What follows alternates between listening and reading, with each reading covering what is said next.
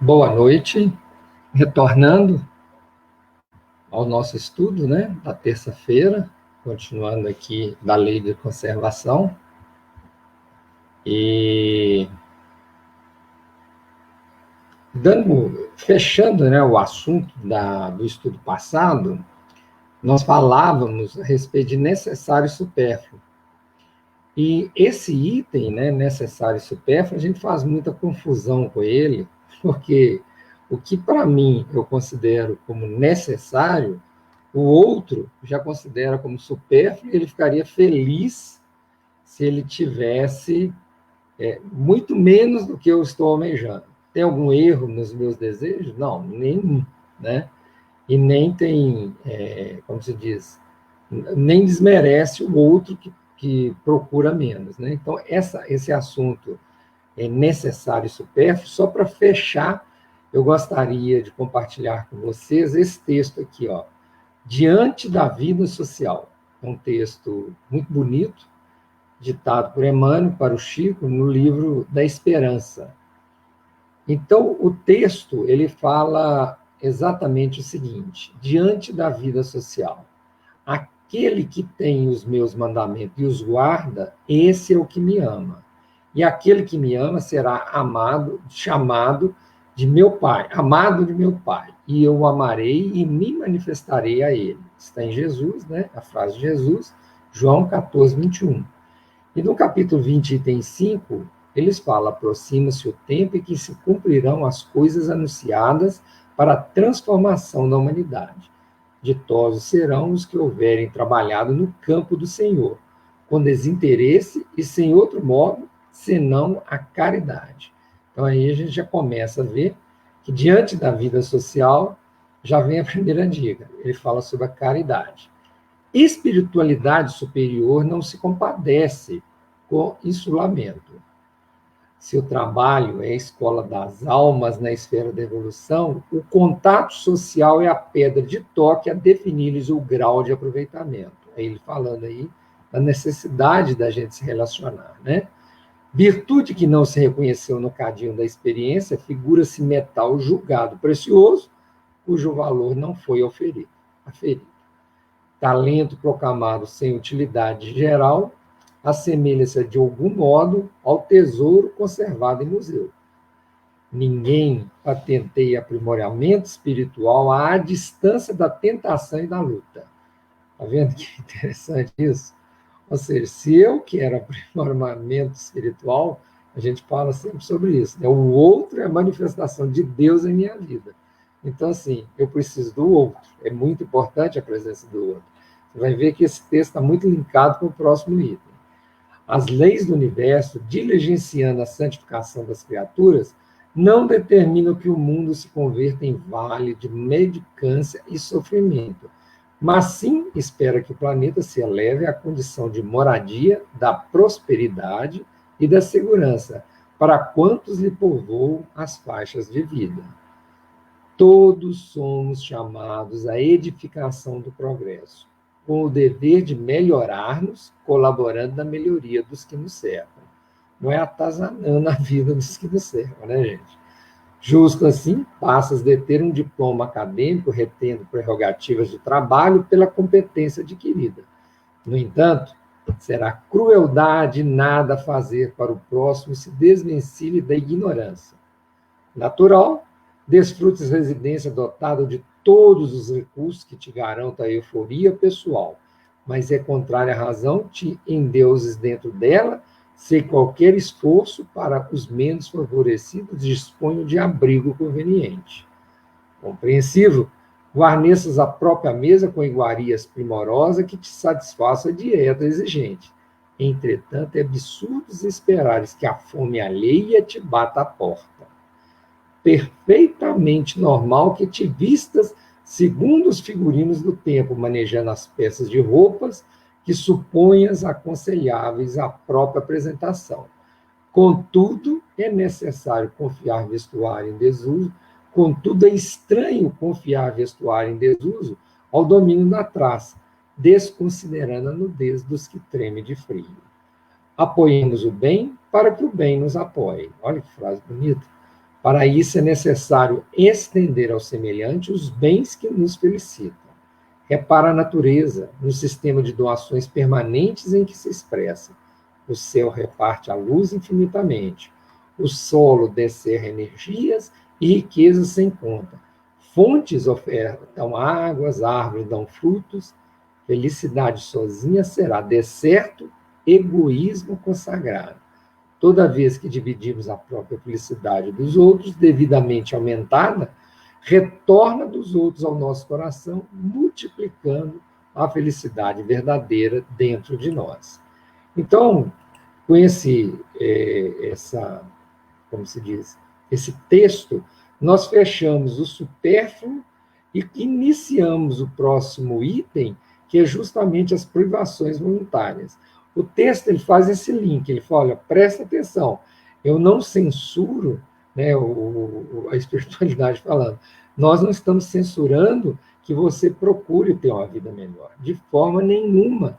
É muito bacana isso, um pai de família que trabalha, né, a esposa, filhos, para que o lar não falte nada no lar, né? Não falte dignidade, não falte o alimento e tudo mais, e principalmente o amor e a união, né?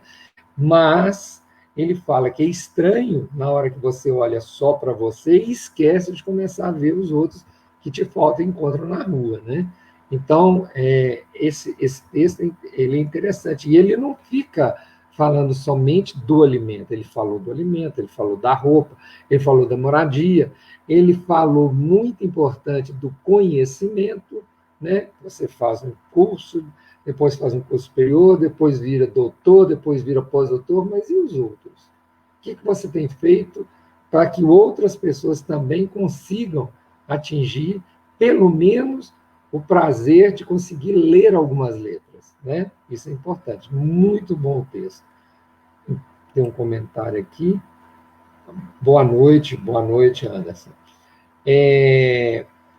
Bom, dando sequência, então, agora ao Livro dos Espíritos, nós entramos num novo item, né, dentro da lei de conservação, que são as privações voluntárias, mortificações. E aí ele faz a pergunta, né? A lei de conservação obriga-nos a prover as necessidades do corpo? Sim, pois sem força e saúde o trabalho é impossível. É interessante, né? Porque as perguntas do Kardec, às vezes a gente acha a pergunta muito pueril, né?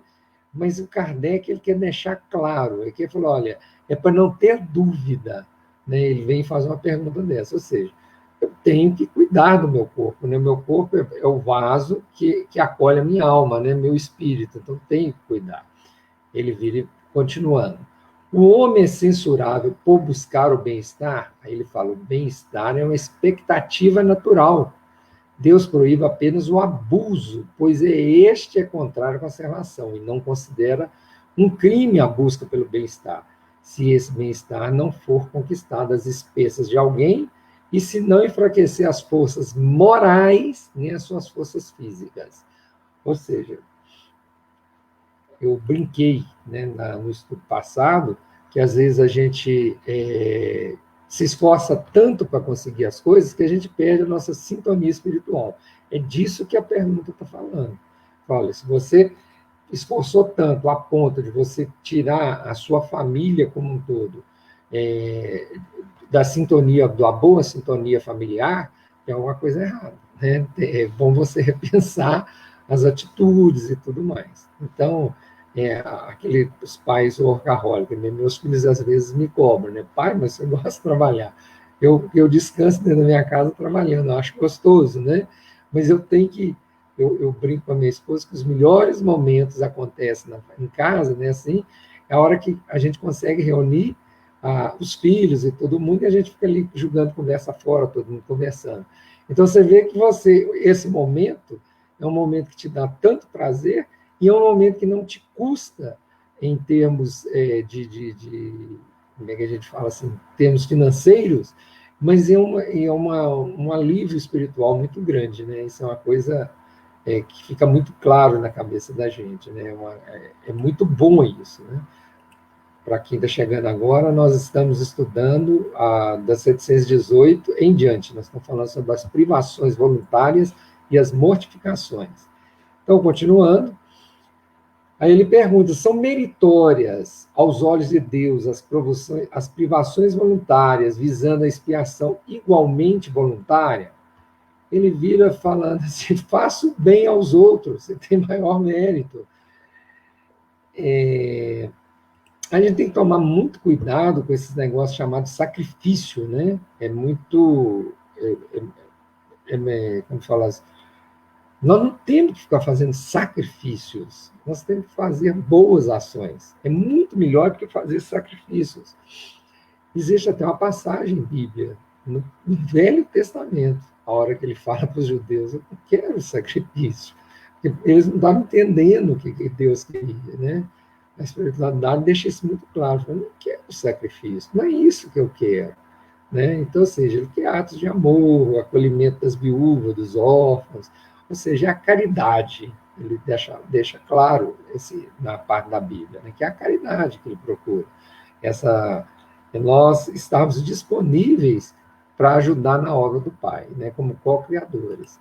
Continuando, ele pergunta se existem privações voluntárias que sejam meritórias. É lógico que existe, né? A privação do prazer inútil, sim, a privação do prazer inútil, porque liberta o homem da matéria e eleva a sua alma. Por exemplo, uma pessoa que se priva, né, de ter uma vida social, porque tem que cuidar de um parente enfermo, isso é meritório, né? Porque se não fosse essa pessoa, que fim levaria aquele parente, né? Então, é disso que ele está falando. O mérito está em resistir à tentação que os estimula aos excessos ou ao desfrute de coisas inúteis. É retirado o necessário para dar aos que não o têm. Se a privação é apenas um simulacro, nada mais é do que um engano. Aqui, no caso, ele está falando de privações de bens materiais, né? Mas tem privação igual a esse caso que eu falei também, né? De você se privar de alguma coisa... de alguma coisa do seu dia a dia, né? Fazer uso útil do seu tempo, né? Que você poderia estar assistindo a televisão, uma coisa toda, e você vai lá cuidar de um parente, chegar, conversar, emprestar seu ombro, emprestar os ouvidos, fazer uma visita. Eu gosto muito disso, né? Eu acho bacana isso. Pessoas que você vê que têm uma capacidade inata de se relacionar com pessoas mais velhas, né, que quer conversar, relembrar passado, e a pessoa fica ali ouvindo, aquela paciência.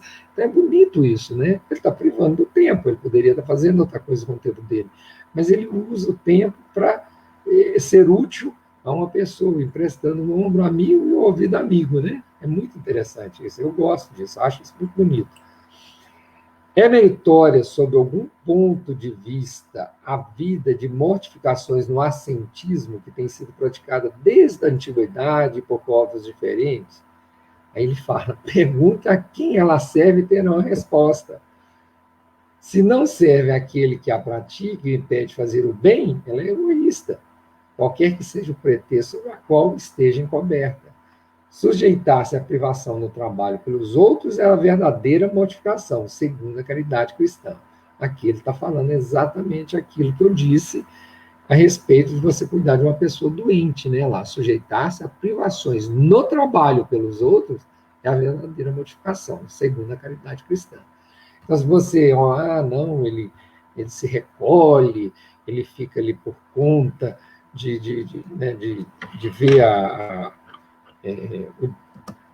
para não se envolver, aquela coisa toda, não é por aí, né? Ele fala, vamos fazer boas ações, vamos ser úteis, vamos ajudar as pessoas, né? Igual ele está falando, sujeitar-se a privações no trabalho pelos outros é a verdadeira mortificação, segundo a caridade cristã. E aí ele pergunta, e abster-se de certos alimentos conforme o hábito de diversos povos, fundamenta-se na razão? É sempre a frase do Paulo, né? Sempre a frase do Paulo volta. Tudo me é permitido, mas algumas coisas não me convêm, né? Aí ele fala, todo alimento é permitido ao homem, desde que não lhe prejudique a saúde. Aí que ele vem falar, a gente tem que entender, né, também, que na época que as coisas estavam sendo ditas, nós éramos muito ignorantes, né? Quer ver uma coisa? por exemplo, os judeus tinham hábitos de asseio em relação ao alimento, né? Eles lavavam as mãos antes de se alimentar, aquela coisa toda. O simples fato dele lavar as mãos antes de se alimentarem fazia com que o judeu adoecesse menos. Qual que é a conclusão que eles tiravam na época? Falava que o judeu tinha parte com o diabo, aquelas coisas todas, né? E por que o outro adoecia? Ela adoecia porque o judeu fez alguma coisa contra ele.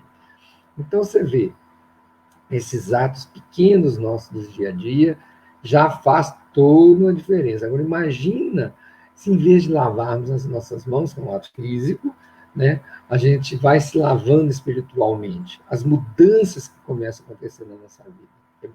Né? Vamos pensar sobre isso, vamos pensar.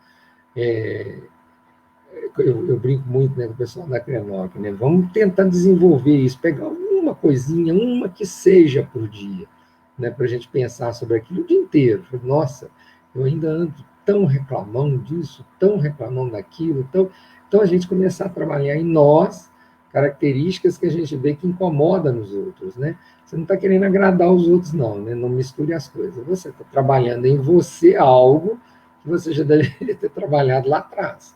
Então, aproveita, vamos trabalhar agora, né? Então ele fala aí, ó,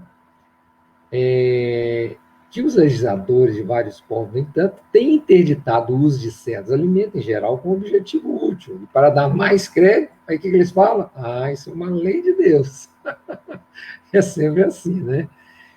A alimentação animal é contrária à natureza, às leis da natureza? Em sua constituição física, a carne nutre a carne, pois de outro modo o homem pereceria. A lei de conservação impõe ao homem o dever de conservar suas forças e sua saúde, para poder cumprir a lei do trabalho. Ele deve, portanto, alimentar-se segundo o exige a sua organização. Ele está falando da organização física, né? Vamos tomar cuidado com isso, né? Porque de vez em quando eu vejo grupos espíritas batendo boca, né?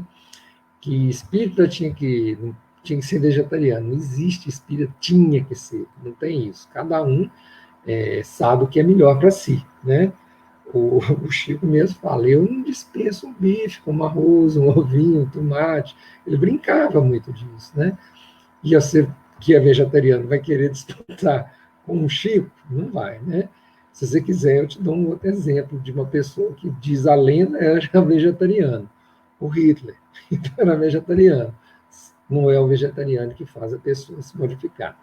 Tudo indica, né, que, à medida que nós formos evoluindo, com certeza, nós vamos parar de fazer uso de alimento de origem animal. Né? Tudo indica, tudo indica. Mas não é que, ao deixar de comer carne, vamos evoluir espiritualmente. Provavelmente no sentido contrário. Ao evoluirmos espiritualmente, vamos parando de comer carne. Mas até o Cristo comia um peixe, né? Repartia pão, aquela coisa toda. Então, vamos com cuidado, né? Nessa hora aí principalmente a respeito da carne, né? Eu fico para não dividir o time, né? Nós e eles, né? Não pode mesmo. Continuando, ele fala: é meritória a abstenção de alimentos animais ou qualquer outro como expiação? Sim, se o ser humano priva-se em favor dos outros, mas Deus não pode vir uma mortificação quando não há privação séria e útil. É por isso que dizemos que os que se privam apenas em aparência são hipócritas. Quem assistiu o filme de guerra, né, ele viu cenas de pessoas que se privavam de alimento em prol de outras, porque senão morria dois, né? Quer dizer, não é morria dois, um ficava alimentado, mas o outro ia embora, ele morria de inanição. Então, essas privações nesse sentido, ou seja, os dois ficam com fome, né? Fome, mas os dois ficam alimentados sem, como se diz, sem correndo risco para a vida. Então, era comum isso, principalmente no período de guerra. Então, é interessante a gente prestar atenção nisso. A sua privação é útil, né? Ah, não, eu estou fazendo isso para emagrecer, não é a privação, é a vaidade.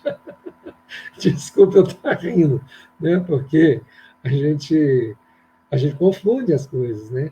Sacrifício é toda vez que eu torno algo, né, que, que é impuro em algo puro, algo sagrado, né? Isso tem a ver com sacrifício. O que a gente confunde e chama de sacrifício, na verdade, é renúncia. Já deveríamos ter feito aquilo lá no passado, né? São renúncias. Então, vou deixar de comer carne na Semana Santa. Eu não faço isso. Mas vamos supor, e nem questiono, isso é uma renúncia, isso não é um sacrifício. Você está renunciando à carne, tá? Você não está tornando a carne sagrada. Então, não é sacrifício, né?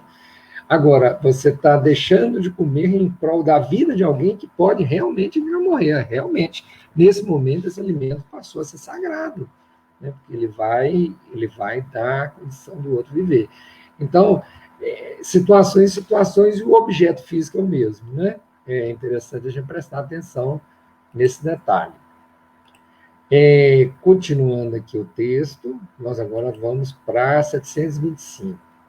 O que pensar das mutilações operadas sobre o corpo do homem e dos animais? Ele está perguntando, para que se deve semelhante pergunta? Pergunte sempre se uma coisa é útil. O que é inútil não pode ser agradável a Deus. E o que é prejudicial lhe é sempre desagradável, porque saibam bem, Deus é sensível apenas aos sentimentos que eleva a alma para ele, e é praticando suas leis e não violando-as que poderão se libertar do jugo da matéria. Uma coisa que eu gosto, fica de olho ali no relógio, uma coisa que eu gosto muito de falar com as pessoas é o seguinte: a famosa frase, mas eu sou humano, né? Essa frase, na hora que a gente fala essa frase, ela tem uma carga de responsabilidade muito grande. De quem, se você vai ficar conhecendo agora, eu e o gato que tem aqui em casa. De quem você espera atitudes mais sensatas? De mim ou do meu gato? Não adianta essa desculpa assim, eu sou humano. Por ser humano, é que vamos exigir de você cada vez mais, um pouco mais a cada dia, no bom sentido, né? Falando assim, de exigir. Então, na hora que você tentar usar isso como desculpa, lembra que, ao ser humano, né, você já passou por várias fases da evolução espiritual, isso faz de você uma pessoa que tem responsabilidades, não só perante as suas atitudes, mas também o exemplo que você dá a todos. Chegou uma pergunta. Boa noite. Não como carne há mais de 10 anos. Amo os animais e espero que de algum dia parem de matar para comer. Não sou vegano. Eu acho fantástico. Eu te parabenizo por isso. Tá? Eu vou falar de mim. Se você me oferecer carne e me oferecer peixe, eu já consigo parar de comer carne, consigo comer peixe. Eu e o Cristo. Mas eu acho que chegaremos nesse jeito que você falou, né? Aquilo porque você, não sei se você chegou a ouvir o que eu estava dizendo. Eu acho, aí é a opinião minha, que nós vamos evoluir espiritualmente e aí nós vamos deixar de fazer uso de determinados alimentos, né? E não o contrário. Por eu deixar de fazer uso de determinados alimentos, isso vai fazer com que eu evolua. Lógico, né? Que vamos ter bom senso de, se eu enveneno o meu organismo com alimentos que não me fazem bem, com certeza eu estou agindo errado, né, com esse vaso precioso que Deus me deu para eu ocupar, né, pôr meu espírito, minha alma dentro, enquanto eu estou encarnado. Então, assim, eu tenho que tomar esse cuidado sempre, né? Continuando aqui, mas parabenizo, viu? Sério mesmo, parabenizo. Eu acho isso muito bacana. E um sobrinho da minha esposa que fez isso também durante muito tempo, e quando ele comeu um pedacinho de carne, coisa pequena mesmo, né? Ele falou que o organismo dele teve uma reação como se rejeitasse aquele alimento. Interessante, né? Continuando aqui, ó, se os sofrimentos desse mundo nos elevam pela maneira como os suportamos, seremos elevados por aquele que criamos voluntariamente? Olha que pergunta interessante. Né? Já que a gente fala assim, olha, os sofrimentos vão nos elevando. Mas e o que eu crio para mim? Aí, esse não. Esse, sinto muito, esse não. Aí ele responde, olha, os sofrimentos que elevam são os naturais, porque eles vêm de Deus. Os sofrimentos voluntários não servem para nada quando nada valem pelo bem dos outros. Às vezes, a gente erra tanto que a gente acaba, é igual como diz o pessoal, né? Assim, eu sirvo para alguma coisa, eu sirvo para mau exemplo. Ou seja, de como não fazer, né? Então, o pessoal brinca, faz essa fase brincando, mas acaba tendo um fundo de verdade. Porque o seu erro acaba abrindo os olhos de outras pessoas para que ela não caia daquele mesmo jeito. Então, ele começa a perguntar, por que em vez de você ficar fazendo esses sofrimentos voluntários, você não trabalha pelo bem dos nossos irmãos, né? É muito mais útil. Então, você nota que a espiritualidade, toda vez que ele fala de alguma coisa que não faz muito sentido, no sentido assim, para que você está assim, colocando se impingindo esse flagelo? Cara, vai ajudar a outra pessoa, né? E eu até marquei aqui, ó, no meu livrinho aqui. Ele fala aqui, ó, visto o indigente, console o que chora, trabalho porque está enfermo, sofram privações para alívio dos infelizes, e então suas vidas serão úteis e, portanto, agradáveis a Deus. Sofrer alguém voluntariamente apenas do seu próprio bem é egoísmo. Sofrer pelos outros é caridade.